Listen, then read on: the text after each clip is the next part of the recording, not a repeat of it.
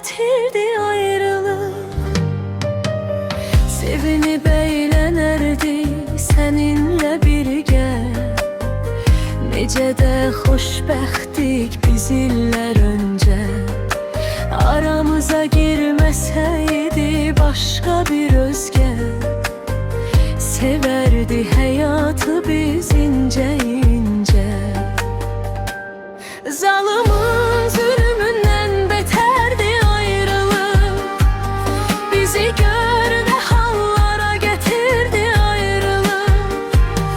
Zalımın zulmünden beterdi ayrılık. Bizi gör ne hallara getirdi ayrılık.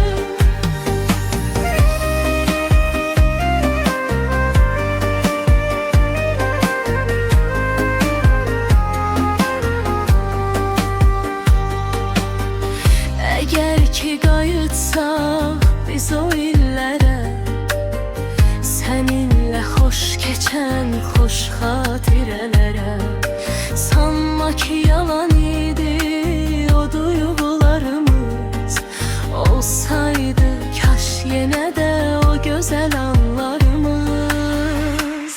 Zalımın zulmündən beterdi ayrılık. Bizi gör ne hallara getirdi ayrılık. Zalımın zulmünden beterdi ayrılık. Bizi gör ne hallara getirdi ayrılık. Mənsiz qalmağın çox yıxır səni. Deyirsən darıxıram, gəl gör məni.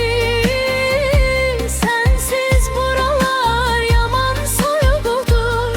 İsidərdin sözlərinlə hər dəfə məni.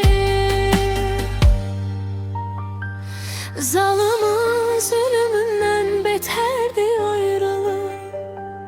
Bizi gör ne hallara getirdi ayrılık. Zalımın zulmündən beterdi ayrılık. Bizi gör ne hallara getirdi ayrılık.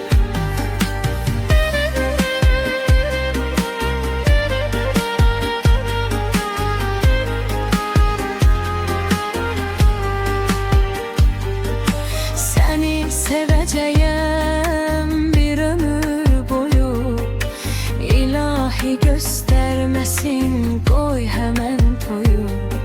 Səni düşünəndə bir özgəsilə həyatın